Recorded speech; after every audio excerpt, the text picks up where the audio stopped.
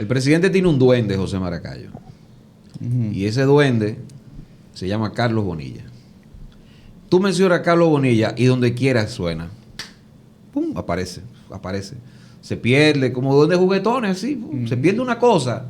Se pierde algo. No, Carlos, Carlos está ahí. No entiendo. Y lo que vamos a ver a continuación, y tenemos a una invitada que nos va a hablar del caso porque hizo su investigación, tiene que ver con Carlos Bonilla, flamante ministro de la Vivienda y parece que un muy próspero empresario de la construcción. Qué raro, ¿no? Siempre pone a Abinader gente de interés en cargos, pone a ratones a cuidar el queso. Y el señor, y tiene que ver también con Bartolomé Pujals. Dios, qué dúo, Dios. Qué dueto, ¿no? Director de la Oficina Gubernamental de Tecnología de la Información y Comunicaciones, que decirlo así, claro, para que la gente sepa que es la OPTIC. Entonces, hubo un reportaje muy interesante en el programa Toda la Verdad, que es conducido por nuestra invitada, que es la periodista Odalis Castillo. Se transmite por BTV, Canal 32, los domingos a las 8 de la noche. Y Odalis la hemos invitado porque nosotros queríamos hacer una reacción del tema, pero si podemos tener a quien hizo la investigación y nos cuente todo lo que pasó y su proceso largo de investigación y cómo concluyó el asunto, es mejor. Hola, bueno, Odalis. Muchas gracias, saludos Bienvenida a ambos y gracias por esta invitación y a toda la audiencia y seguidores que tienen ustedes en su plataforma, que son muy fieles y que agradezco que nos traigan aquí para poder explicar este tema. Cuéntanos, Odalis, ¿qué pasó? Resulta que ustedes saben que se están haciendo varios puntos GOV y no le quitamos la importancia, porque los puntos GOV que comenzaron tímidamente desde el 2012, pues se han ido expandiendo y ya la población los reclama, porque tú en un solo lugar, tú puedes obtener los servicios de múltiples instituciones, ahorrando dinero y recursos y tiempo. Claro. Entonces, ¿qué pasa? El ministerio, más bien la OPTIC, esta institución es la que está encargada de hacer estos puntos GOV. Pero ¿cómo lo está haciendo? No lo está haciendo construyendo los locales, no. Lo está haciendo alquilando los locales. Y ellos pues han defendido esa parte. Sin embargo, ellos colgaron un proceso para el año 2023 y quedó desierto. Eso nos llamó la atención en el equipo de producción y le dimos seguimiento a ese proceso. Qué extraño, ¿por qué desierto y tan rápido? Pero luego, más adelante, abren con un nuevo nombre el proceso en el 2024. Y ahí pues van colgando las informaciones del lugar que pues en la página de compras tienen que poner. Sí. Entonces, ¿qué sucede? Este proceso se hace un informe pericial donde ellos sustentan toda la información de la necesidad de ese punto GOV. Una necesidad que tú ves que lo pusieron, que eso era imperioso, que hay mucha gente en Verón, en Punta Cana, en la Altagracia y que era necesario. Una emergencia. Óyeme, había que hacerlo de urgente. Entonces fue un proceso de excepción como proveedor único, que eso es cuando no hay muchas opciones para hacer eso. Ellos hicieron un periplo en eso, visitando a diferentes plazas, unas 6 plazas, de esas quedan 2, que son las que ellos recomiendan. Entonces, Bávaro City Center y Velero Punta Cana. ¿Qué sucede? Que de esas 2 pues plazas que tenían los requerimientos que decía el pliego en cuanto a la dimensión, en cuanto al flujo de visitantes, que eso fue algo que nos llamó mucho la atención, ellos las recomendaron. Luego, en todos los procesos posteriores que se fueron haciendo, dan cuenta en la parte económica de que hizo una mejor oferta económica. Y bueno, cumplió con todos los puntos requeridos por la OPTI y con la puntuación mayor en todo. Sin embargo, nos llamó la atención un punto de que no cumplía porque era quien lo alquilaba. Pero comencemos por el principio. Sí. Lo primero fue que se hizo una enmienda de ese proceso. Una enmienda. ¿Y para qué fue la enmienda? Para algo trivial, cambiarle el nombre al proceso, pero no un cambio drástico, sino que el proceso decía llave en mano y después ellos no explicaban ni siquiera por qué, sino se le quitó el llave en mano y ahora se llamará tal. Pero tú, si tú no eres hábil analizando, leyendo, tú como que ni te das cuenta, porque es que no lo explican. Simplemente el proceso se llamaba así, se llamará tal. Ya. Y llamará tal. Pero no dicen que le van a quitar. Listo. El local listo para usarse. Nosotros que no nos gusta como estar interpretando nosotros, buscamos a personas expertas en la ley de compra y contrataciones para preguntarle cómo se interpreta esto de llave en mano. Y los expertos que consultamos lo interpretan que es de entrega inmediata. Para usar el local de una vez. Para usarlo de una vez. Exacto. Entonces, pero parece ser que no se podía usar de una vez, pero uno no lo entendía en el principio de la investigación. Pero ¿por qué entonces quitarle llave en mano? ¿Y por qué? ¿Qué será? Y entonces, ¿qué significaba esto? Que era inmediato. Pero hay sorpresa. Cuando se fue allá, estaba en tierra. Entonces, ahí es que vienen muchas preguntas. Disculpa, la plaza no estaba construida. No estaba construida. Entonces no lo podíamos creer. Ahí está la justificación de quitarle llave en mano. De quitarle llave en mano. Pero no solo eso, ustedes saben que previo a eso, antes de ir, como les decía no cumple en el punto, ustedes lo vieron en el documento, no cumple, y decían los peritos porque iba a subalquilar, porque la persona Jacinto Howley es una persona que estaba contratando a Velero a Punta Cana ese local, o sea, un contrato de alquiler a 20 años con opción a compra. Okay. Entonces le dijeron que podía ser subsanable, que esos son de los términos que se usan en compras y contrataciones, siempre y cuando el inquilino mostrara una carta del dueño, del propietario, que le diera como el permiso, el consentimiento para poder, ¿verdad?, alquilar o subalquilar al Estado Dominicano, es decir, a la OPTIC. Ya, vamos a ver, porque es complejo. Tenemos una plaza que no está construida, pero hay una persona que tiene el alquiler de eso que no se ha construido, de esa plaza. Pero eso a mí se me hicieron muchas preguntas cuando estaba escribiendo. Eso mismo que ustedes están diciendo. Cuando estaba escribiendo la historia, decía yo, pero yo voy a alquilar algo a 20 años que no está. Eso como que está chocante. O sea, ¿cómo yo voy a arriesgar un presupuesto personal, Jacinto, para alquilar algo a 20 años que no está hecho? Es como, yo no sé, ¿será que yo no tengo mentalidad empresaria? Júzguenme ustedes, porque me parece extraño. ¿O fue que ya desde un principio se alquiló con esa visión de que se iba a hacer esta contratación, claro, que iba a ser millonaria? Totalmente. No Coño, sé. Qué buen negocio. Totalmente así. Oye, que son creativos tus panas. Sí. Pero debe tener razones. Si seguimos el relato, yo creo que vamos a encontrar algunas pistas. Entonces, después de todo esto, pues se subsanó. ¿Por qué? Porque sí, él llevó una carta. Y esa carta no era de un propietario, o sí era de un propietario, pero ¿qué propietario? Lo firmaba una señora Bielka y decía que era gerente del fideicomiso Velero ad Punta Cana. Los fideicomisos tienen una fiduciaria, una empresa que es la que gestiona y que garantiza el fideicomiso. Cuando entramos a la página web de la empresa, me llamó mucho la atención que decía que son empresas que están destinadas, cuyo objetivo a que quienes no puedan hacer un proceso, ser el vehículo para que lo puedan hacer. Y ciertamente es así. Si ustedes estudian los fideicomisos, se darán cuenta que muchas familias utilizan el fideicomiso para que si tienen un hijo menor de edad, que ellos quieren garantizar que ese fondo nadie lo toque y que ese fondo es solo para estudiar en la universidad, pues ese fondo está garantizado y que esa persona que no puede hacer negocio, que es ese menor de edad, pues pueda hacer un negocio a través del fideicomiso, que se lo invierte el dinero, se lo resguarda. Sí. Pero en este caso es un fideicomiso de empresas.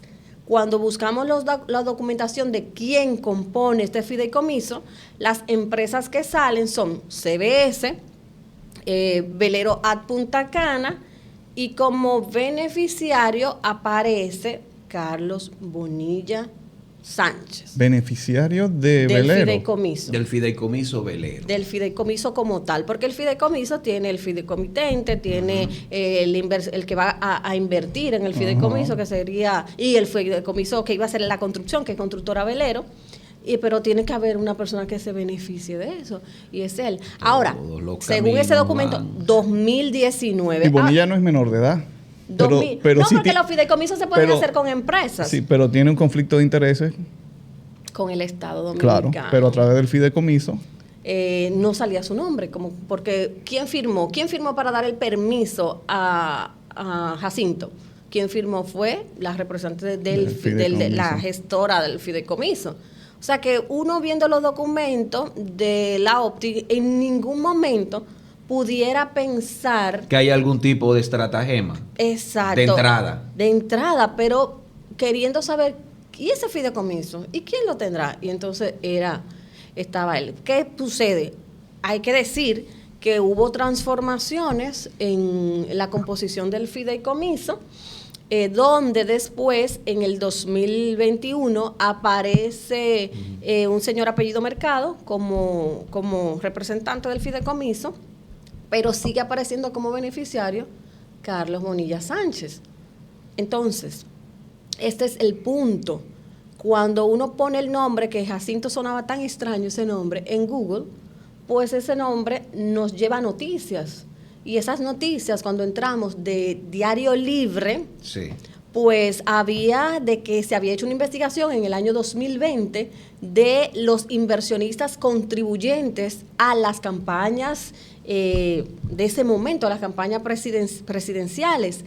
Y esa periodista tuvo acceso a listas oficiales de inversionistas a la campaña, y dentro de esos nombres estaba Jacinto. Inversionista. Sí, vamos a decir el nombre completo. Bueno, porque, es así. Porque el nombre tiene apellidos muy sonoros, que me parece está entre los árabes, ¿verdad? Nuestros ancestros Medio Oriente, que también hay dominicanos, por supuesto.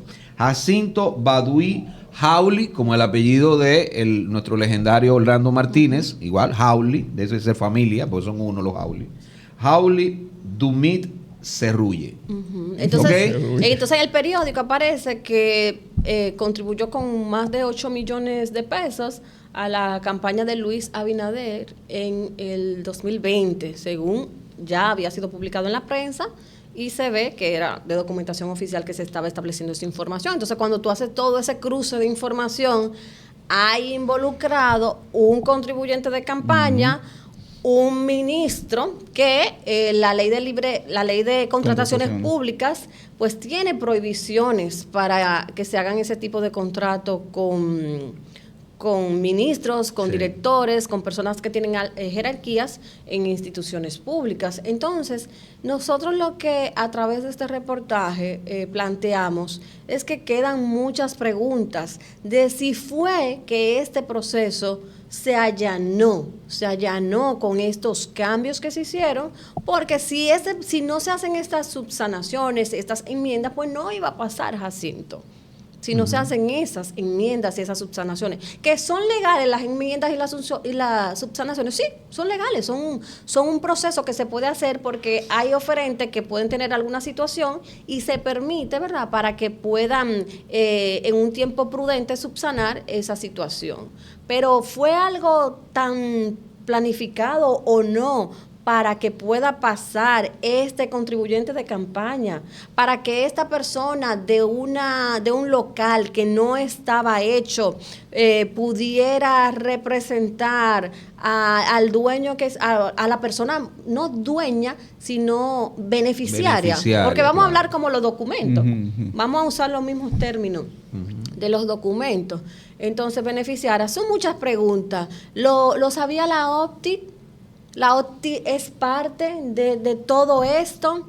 Que investiguen las autoridades en nuestra petición, que ética, la dirección de ética se involucre, que la dirección de compras y contrataciones se involucre, que investiguen. De hecho, yo me hago una pregunta todavía, porque no sé, me quedo pensando, a veces estoy tranquila en mi casa y como que me llegan pensamientos, señores, ¿por qué todo esto? Y me pregunto, ¿Será que de ahora en adelante los funcionarios públicos van a utilizar la figura del fideicomiso para negociar con el Estado? Pudiera ser eso también, porque a un periodista se le va a hacer mucho más difícil darse cuenta de los vínculos, porque es largo el proceso. Para llegar hasta aquí fue largo. ¿Cuánto tiempo duraste en esta investigación? Esta investigación, nuestro grupo del programa de investigación, pues tardó desde antes de octubre, septiembre, por ahí, viendo, y desde que se subió primero en el 2023, la que quedó desierta, que lo vimos, porque uno a veces está, el equipo nuestro, nosotros nos ponemos a chequear lo que se cuelga, y entonces llamó la atención eso, que quedara desierta y nada, y después dijimos, déjame ver qué han colgado de eso, se habrá hecho. Qué extraño que haya quedado desierto. Y entonces, pero desde el 2023 viendo un poquito y dando seguimiento, y después es que se van viendo las cosas que llaman la atención, que chocan. Y entonces ahí tú le das más importancia al tema. Mira, pero la verdad es que la OCTIC pareciera ser una organización, una institución más bien, que es como perfecta para este tipo de estratagemas, porque no es sonora, tú sabes, hay un manto de discreción que envuelve a la OCTIC, y la importancia que tiene la entidad no se ve mucho. Y por lo que ha flotado en los últimos meses en torno a Bartolomé Pujals, pues sí, parece que para los funcionarios por lo menos es muy importante, obtienen ciertas cosas. Yo te pregunto, con esta compleja investigación que has hecho, Dalis, entonces, o pregunto o no, quizás una reflexión y la quiero compartir con ustedes. Entonces, lo que decía Nuria Piera en aquel programa con Catherine Hernández es cierto, de que la corrupción, este gobierno se ha refinado se ha complejizado. Se ha complejizado más. Yo trabajé muchos años con Nuria, 20 años. Oye, el diablo. Y fui encargada de producción del programa, y ciertamente nosotros decíamos eso, porque mire, antes cuando nosotros hacíamos las investigaciones, había una página de Contraloría que nosotros poníamos el nombre de la persona y te salía en todas las instituciones que trabajaba, todas. Yo hice varios reportajes de nepotismo con Nuria, donde te aparecía si había personas que tenían puesto en 10 instituciones. ¿Puedes decir el año más o menos? No tengo el año preciso, más o menos la época, pero sí, yo trabajé donde Nuria desde 2001 para acá, y en el 2004 había esa página, 2004 por ahí recuerdo. Lo volvió el PLD. Pero señores, eso no está, ya yo no puedo saber hacer un cruce de si una persona está en diferentes instituciones, no lo puedo hacer. Entonces han complejizado. A veces yo recuerdo que conversaba con Nuria y decíamos, pero ¿será que cuando se dan cuenta de cómo uno logró la información, pues complejizan para que no se vea? Porque uno no entiende ahora, ¿y por qué no está eso? Que eso ayudaba mucho a transparentar. Pero quiero decirle algo del caso en cuestión que debe quedar claro. En el 2004, el 14 de octubre, el señor Jacinto canceló. Se retiró. O sea, el 14 de octubre de 2024. 2024, sí. Ya.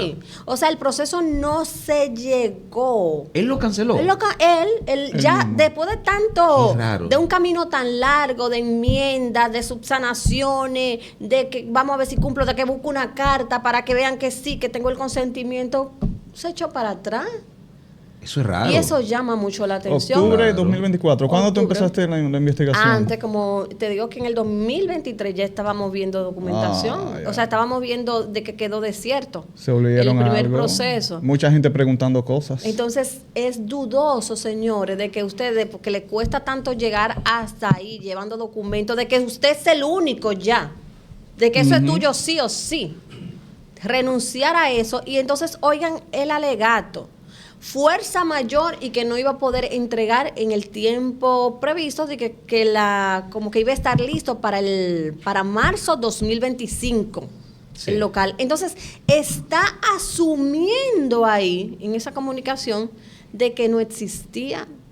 Entonces choca cuando tú ves el informe pericial de que describe tan detalladamente la plaza, y me dirán, no, porque eso en los planos se pone, porque usted cuando hace un diseño se sabe el tamaño, se sabe todo. Es probable, pero ¿tú sabes el flujo de visitantes?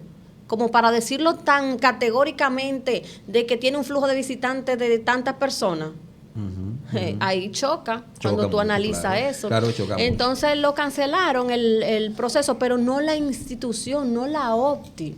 Fue sino el beneficiario prácticamente, o digamos el beneficiado con la... el que tenía la asignación. el inquilino. El vamos inquilino, a llamarlo el exacto, inquilino, vamos a para que la decir así. gente no se pierda. Exacto, Quien el tenía inquilino. alquilado un local que no existía por 20 años, con opción a compra, que fue el contribuyente de la campaña de Luis Abinader, esa persona se le dejó, ¿verdad? Es la persona que se aleja, que desiste. Yo renuncio a esto. Ajá. Es raro. Es raro. Ahora, lo de Raro. Carlos Bonilla. Fíjate el juego aquí, porque tú dices que, bueno, fueron cosas subsanables. Se fueron dando enmiendas, pero Así hay es. algo Doña que... Milagro Ortiz Bosch no sabe el daño que ha hecho con esa palabrita que introdujo. Hay algo que no Subsanable. puede ser subsanable, que viola directamente la ley, que es que hay un ministro aquí involucrado, ¿no? Ahora, ese ministro, y habría que ver si esta estratagema legal, pues, resulta. Este ministro tiene unos terrenos de él, o que él tiene acciones de esos Pareciera terrenos. ser, ¿verdad? Aparecen a nombre del fideicomiso. Pero El él- comiso, él- y él es el beneficiario. pero él es el del fideicomiso. beneficiario. Sí. Sí, Entonces, vamos a decir él- que sí. Vamos a ver él- hipotéticamente. No, es que Lo, es así. lo dice así el Lo documento, dice. pero Ya lo dice, sí. Él tiene esos terrenos ahí. Entonces, si yo se lo alquilo a Edwin, ¿no? Edwin ya entonces puede hacer negocio con el Estado y yo no tengo que ver con eso. Porque no soy yo que estoy haciendo negocio con el Estado, sino Edwin. Pero el beneficiario, cuando el beneficiario de ese fideicomiso y todo lo que se haga a través de ese fideicomiso, va a llegar a esa Va persona. a llegar esa persona. Claro, lo que te estoy diciendo es, fíjate el movimiento que hacen. Sí. Y son tan verdugos que ni siquiera está construido la plaza. Y lo que tú dices, como una persona va a arriesgar su capital a atarse un contrato de 20 años por algo que ni siquiera está construido. Tiene que tener una seguridad extremadamente seguro lo que está haciendo. Es decir, aquí estamos ante una asociación de malhechores Y para clara. tú alquilar por 20 años algo que no se ha hecho y bajo un contrato, tú estás muy seguro de que tú le vas a sacar provecho a eso. Es lo que, Claro. claro. ¿Tú me entiendes? Claro. Como bien tú estableces. Entonces, hay muchas preguntas que quedan en el aire. Hubo ya un comunicado, ustedes lo leyeron, de la OPTI, donde en ese comunicado me llamó mucha gente de que, tú viste, pusieron un comunicado.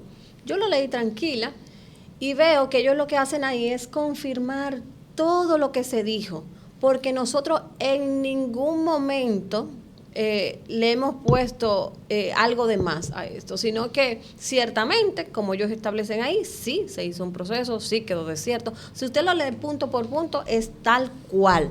Ahora, ¿en dónde ellos quedan como que no dan información? En que dicen, nosotros como institución sabemos que esto es un proyecto que es propiedad de un fideicomiso, no de un funcionario, dicen ellos, de un fideicomiso, no de un funcionario.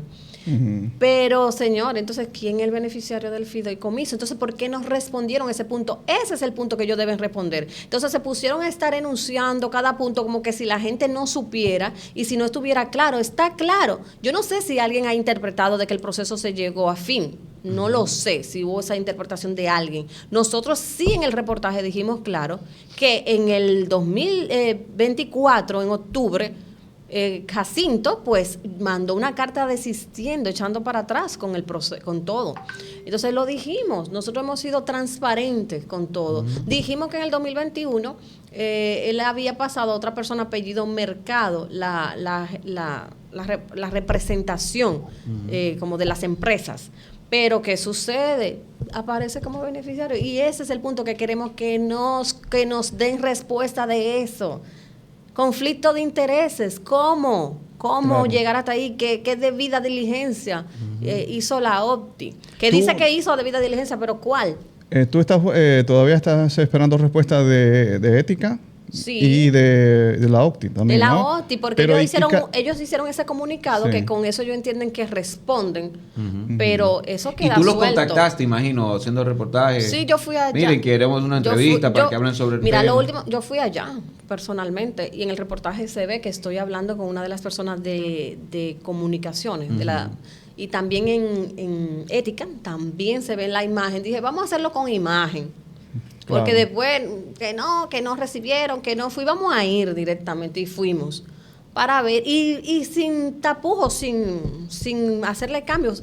Cuando fui, quiero que me hablen de un proceso que se realizó en la OPTI para contratar un local en punto GOV en Punta Cana. Es del punto GOV Punta Cana que quiero hablar. O sea, lo dije claro.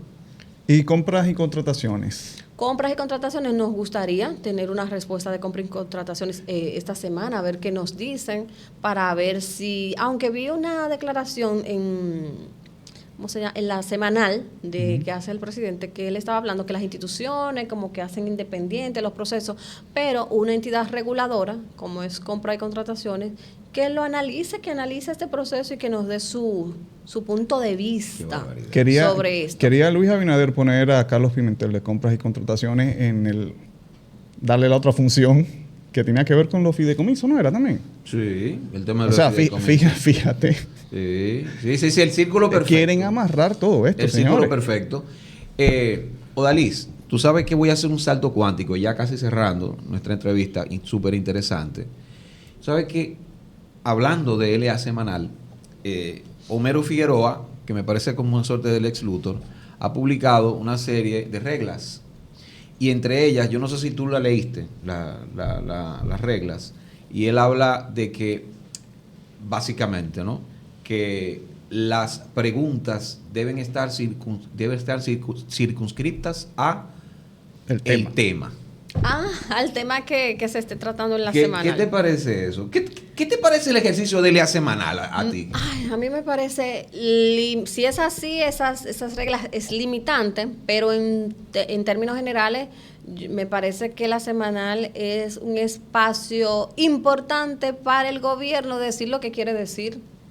Decir lo que quiere decir, pero no creo que para el pueblo dominicano, porque ahí yo no escucho de los temas que yo quiero que se hable y que yo sé que el pueblo quiere, porque uno como periodista que se tira a la calle, que habla con la gente, uno se da cuenta que la gente quiere respuestas a tantos temas que no se tratan en la semanal. Entonces la semanal lo que se ha convertido es un espacio de promoción para el gobierno. No, de promoción para el gobierno y para algunos periodistas también. Claro, porque no. es un ganar y ganar ahí. Bueno, y yo no sé, por eso te insisto, entre otras cosas, él dijo que se van a invitar a la prensa. O sea, de repente quizá Odalis Castillo, tu programa Toda la Verdad, no es considerada la prensa. ¿Qué es la prensa para Homero Figueroa? La prensa, nosotros no somos prensa, porque tú y yo no somos graduados periodistas. Pero estamos Pero haciendo hacemos periodismo. un ejercicio de No comunicación. hacemos ejercicio de comunicación y periodismo, porque periodismo es un derecho. Lo hemos aprendido, ¿no? Que periodismo va bien es un derecho. Si usted está informado, si usted está preparado, usted sabe lo que está hablando, usted investiga, pues usted está haciendo el ejercicio periodístico. Y confirmar y hablar con Exacto. documentos. Con pruebas, exacto. El periodismo no, como decía Javier Darío Restrepo, un colombiano considerado padre de la ética periodística y con quien tuve el placer de hacer algunas capacitaciones, Wow. decía que hay que denunciar el mal, no tanto el malo. Y yo siempre he tratado de mi ejercicio periodístico sustentarme en que esté la documentación, en hablar del problema, del meollo del asunto. Y quizás, 2 veces quizás se mencionó el nombre de estas figuras dentro del reportaje, un reportaje largo. Sí. Pero, ¿cuál es el fin? De que esos problemas fundamentales cambien, porque los malos lo van a cambiar, en algún momento se cambian los malos, y si los problemas no se resuelven, van a continuar en cualquier gobierno. Entonces tenemos que enfocarnos, decía Javier Darío Restrepo, en denunciar el mal, para que el mal cambie, que es lo que tendríamos para siempre. Los malos cambian. Y el periodismo interpela, olvídense. Periodismo interpela. El periodismo no es para estar haciendo casetilla. Eso es relaciones públicas, comunicación política.